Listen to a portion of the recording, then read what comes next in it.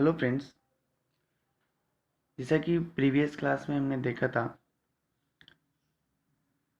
जो blood vessels है उसकी डिजीज़, जिसमें कि हमने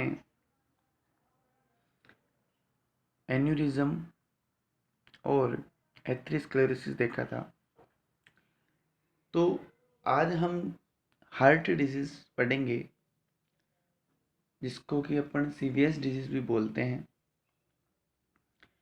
उन्हीं में से एक है इस्चेमिक हार्ट डिजीज़।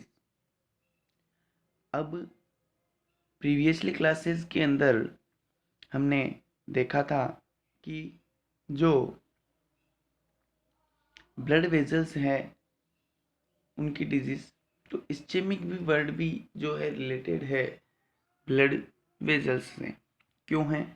क्योंकि जो वर्ड इस्चेमिक है उसका मतलब है कि जो ब्लड वेजल्स है उसके अंदर क्या हो जाना, उसके अंदर रप्चरमेंट स्टार्ट हो जाना।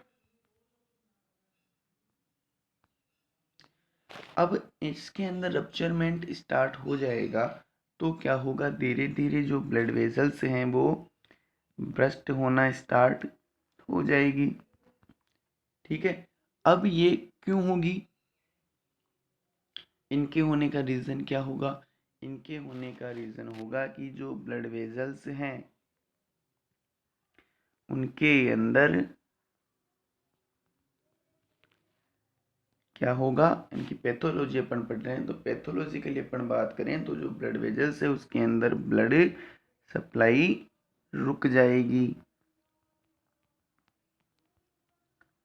ब्लड सप्लाई क्या होगी?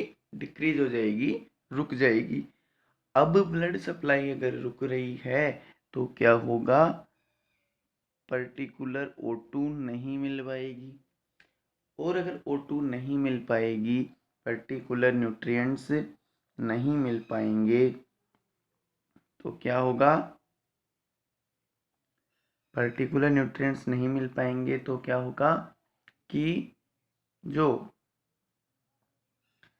जैसे ये ब्लड वेजल्स जारी है, इसके अंदर इसको ब्लड फ्लो हो रहा है इस तरीके से।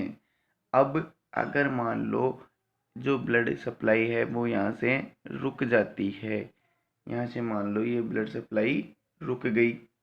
अब जब ब्लड सप्लाई रुक गई तो यहाँ जो O2 है, क्योंकि ब्लड के थ्रू जो सेल टू सेल है, सेल टू सेल जो O2 जाती है वो नहीं जा पाएगी। अब जब ये O2 पर्टिकुलर सप्लाई नहीं होगी, न्यूट्रिशन सप्लाई नहीं होंगे, तो सेल का डीजनरेशन स्टार्ट हो जाएगा।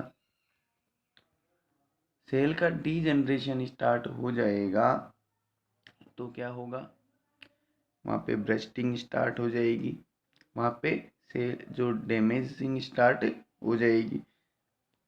अब जो ये ब्लड वेजल सारी है, इसके अंदर जो ब्लड जा रहा है, अगर ये रुक जाता है तो O2 की कमी हो जाएगी। ये सारी चीज़ें अपन देख चुके हैं। अब क्या है कि अगर ये O2 की कमी हो जाती है इस ब्लड वेजल्स के अंदर, तो क्या होगा, क्या हो जाएगा,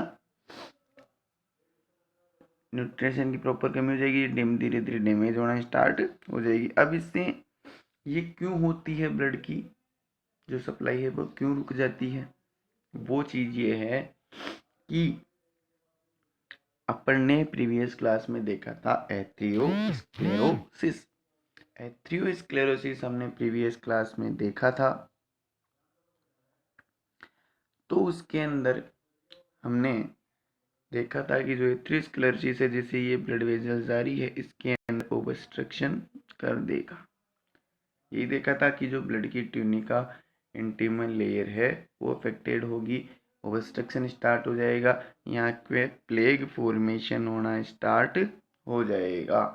प्लेग फॉर्मेशन स्टार्ट हो जाएगा तो यहाँ क्या होगा कि ब्लड सप्लाई अफेक्टेड होगी। दूसरी कंडीशन हो सकती है, एक तो अपन ने देखी एथेरोस्क्लेरोसिस, दूसरी देख सकते हैं कि यहाँ पे थ्रोम्बोसिस बन जाए, थ्रोम्बस बन जाए। थ्रोम्बस यहाँ बन जाता है ये ब्लड वेजल्स के अंदर, तो ब्लड सप्लाई नहीं हो पाएगी। एम्बोलिज्म यहाँ अगर बन जाता है तो ब्लड सप्लाई नहीं होगी। तो इसी तरीके से किसी भी तरीके से प्लेक फॉर्मेशन हो जाना, एथेरोस्क्लेरोसिस हो जाना, थ्रोम्बस बन जाना, एम्बोलिज्म बन जाना, थ्रोम्बो एम्बोलिज्म बन जाना, या अपन कह सकते हैं कि यहाँ जो क्या हो, आर्थराइटिस हो जाए। आर्थराइटिस मतलब आर्टरीज के अंदर इन्फ्लामेशन हो जाए। तो ये कई सारे कोजेज की वजह से अपने ब्लड सप्लाई रुक जाएगी, और ब्लड सप्लाई रुकने से क्या होगा, O2 की सप्लाई, प्रॉपर न्यूट्रिशन की सप्लाई नहीं हो पाएगी ब्लड वेजल्स को, तो वहाँ पे रप्चरमेंट स्टार्ट हो जाएगा। इस कंडीशन को अपन क्या बोलेंगे, इस्चेमिक कंडीशन बोलेंगे। बात अभी इस्चेमिक कंडीशन तक की कर रहे हैं अपन, अभी अपन बात नहीं कर रहे कि ये कहाँ हो रहा है। अब अपन बात करते हैं कि अगर ये इस्चेमिक कंडीशन अफेक्टेड कर देती है अपने हार्ट को, तो क्या होगा, उसको क्या बोलेंगे, ischaemic heart disease.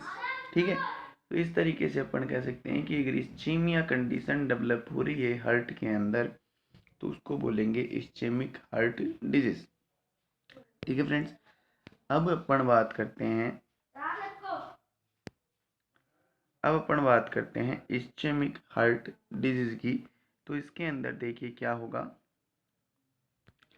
It is a group of disorder और conditions resulting from myocardial ischemia, the demand originated blood to the heart.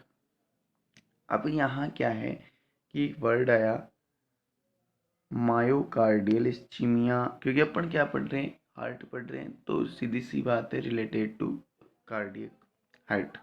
ठीक है, अब यहाँ क्या होगा, मायोकार्डियल इस्चीमिया की जो लेयर है हार्ट की, जो 3 लेयर्स है, उनके अंदर जो बीच वाली है मायोकार्डियल, पेरिकार्डियम, मायोकार्डियम और एंडोकार्डियम, 3 लेयर होती है। तो जो मायोकार्डियम लेयर को जो ब्लड सप्लाई कर रही है, अगर उसके अंदर क्या होता है, ऑब्स्ट्रक्शन आ जाता है, प्रॉपर ब्लड सप्लाई रुक जाती है, तो इस्चेमिक कंडीशन जो डेवलप होती है वो होती है इसमें मायोकार्डियल लेयर में, अफेक्टेड करती है हार्ट को। ठीक है,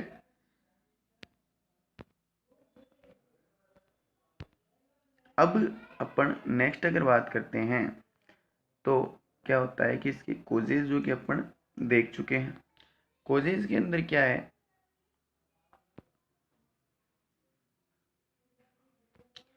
कोजेज के अंदर पहला है कोरोनरी एथ्रियोस्क्लेरोसिस। कोरोनरी एथ्रियोस्क्लेरोसिस जो कि अपन देख चुके हैं, एथ्रोस्क्लेरोसिस क्या होता है। कोरोनरी का मतलब जो हार्ट की जो ब्लड वेजल्स है उसके अंदर कोरोनरी वेजोस्पाज्म, कोरोनरी वेजोस्पाज्म,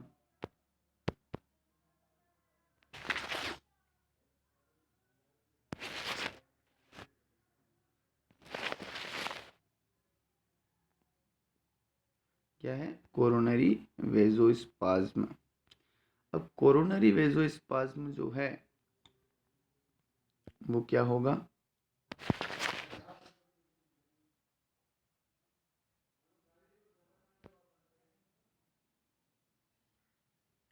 कोरोनरी जो वेजोस्पाज्म है उसके अंदर क्या होगा कि जो ब्लड वेजल्स हैं कौन सी, हार्ट की, उनके अंदर पैनिक कंडीशन डेवलप हो जाना। नेक्स्ट है थ्रोम्बो एम्बोलिज्म। अगर थ्रोम्बस विद एम्बोलिज्म बन जाता है ब्लड वेजल्स के अंदर तो क्या होगा, उसकी वजह से भी कोज हो सकता है। Next arthritis, inflammation of the arteries. Next advanced lungs disease. अगर लंग्स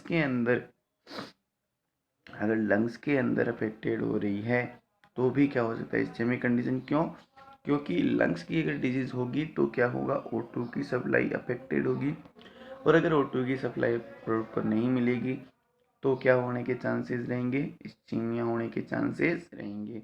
ठीक है, नेक्स्ट है the common condition included are. अब इसके अंदर कौन कौन सी कंडीशंस हो सकती है ड्यू टू इस्चेमिया वो देखेंगे, और इनके बारे में आगे अपन डिस्क्रिप्शन में पढ़ेंगे। MI जिसको मायोकार्डियल इन्फारेक्शन बोलेंगे, कि जो थोड़ा सा बता देते हैं कि जो लेयर है इसकी हार्ट की बीच वाली जो लेयर है, मीडियम जो लेयर है मायोकार्डियम, उसके इन्फारेक्शन का मतलब O2 की सप्लाई रुक जाना और उसमें ब्रस्टिंग होना स्टार्ट हो जाना, तो वो होगी myocardial infarction. Angina pectoris related to MI, अगर प्रॉपर O2 सप्लाई नहीं होगी तो जो हार्ट है उसके अंदर पैनिक कंडीशन डेवलप हो जाना क्या कहलाएगा, एंजाइना पेक्टोरिस। क्रोनिक IHD लंबे समय से, क्रोनिक वर्ड का मतलब कि लंबे समय से इनक्योरेबल है, ट्रीटमेंट नहीं हो रहा है, तो क्या होगा, chronic word IHD ischaemic heart disease वही चीज़ है। और सडन कार्डियक डेथ, अगर अचानक से जो अपने हार्ट बीट रुक जाती है, अचानक से कार्डियक डेथ हो जाती है, हार्ट बीट रुक जाना कार्डियक डेथ, तो उसकी वजह से भी क्या रिजल्ट हो सकता है, इस्चेमिया की वजह से ये रिजल्ट हो सकता है। अब पैथोजेनेटिकली अपन बात करें तो सबसे पहला है फिक्स्ड कोरोनरी ऑब्स्ट्रक्शन। अगर 15% cross sectional area of blood vessels is blocked by atherosclerosis cause fixed obstruction. अब इस्चेमिया हो रहा है, अपन देख रहे हैं किसी भी ऑब्स्ट्रक्शन की वजह से, तो अगर 75% है, 75% अगर ये ऑब्स्ट्रक्शन हो जाता है ब्लड वेजल्स के अंदर, तो वो एक फिक्स ऑब्स्ट्रक्शन हो जाता है, उसका ट्रीटमेंट होना इम्पॉसिबल हो जाता है। Next, acute changes in plague morphology and super thrombin formation. अगर देखिए क्या है कि जो एक्यूट मतलब थोड़ा बहुत चेंजेस आ जाता है, प्लेग मॉर्फोलॉजी, प्लेग का मतलब कि ओब्स्ट्रक्शन हो जाना, उसकी आकारिकी के अंदर अगर थोड़ा बहुत चेंजेस आ जाता है, थ्रोम्बस फॉर्मेशन हो जाता है, उसकी वजह से भी ये हो सकता है। Platelet aggregation and vasospasm. अगर प्लेटलेट एग्रीगेशन का मतलब प्लेटलेट का एक्यूमुलेशन स्टार्ट हो जाना एक जगह, और वेसोस्पाज्म कंडीशन डेवलप हो जाने की वजह से भी क्या हो सकता है, अपने डिजीज़ हो सकती है। तो अपन ने देखा कि जो इस्चेमिक डिजीज़ है वो किस तरीके से लैक ऑफ O2 की सप्लाईज हैं होती है, प्रॉपर ब्लड सप्लाई नहीं हो पाती है, O2 की कमी हो जाती है, किसकी वजह से होती है, किसी की भी ऑब्स्ट्रक्शन की वजह से, जैसे एथेरोस्क्लेरोसिस है, जैसे कि थ्रोम्बस है, आर्थराइटिस है, इन रीजन से हो जाती है। तो इनसे डिजीज़ कौन कौन सी हो सकती है जो कि आगे पढ़ेंगे अपन, MI है, ठीक है, एंजाइना पेक्टोरिस है, ये सारी चीज़ें हो जाती है, क्रोनिक IHD है। और इससे क्या होता है, ब्लड वेजल्स के अंदर बस्टिंग हो सकती है। तो ये सारी चीज़ें मिलकर के क्या बनाती है, अपने इस्चेमिक हार्ट डिजीज को कंप्लीट करती है। नेक्स्ट अपन देखेंगे MI, ठीक है। Thank you.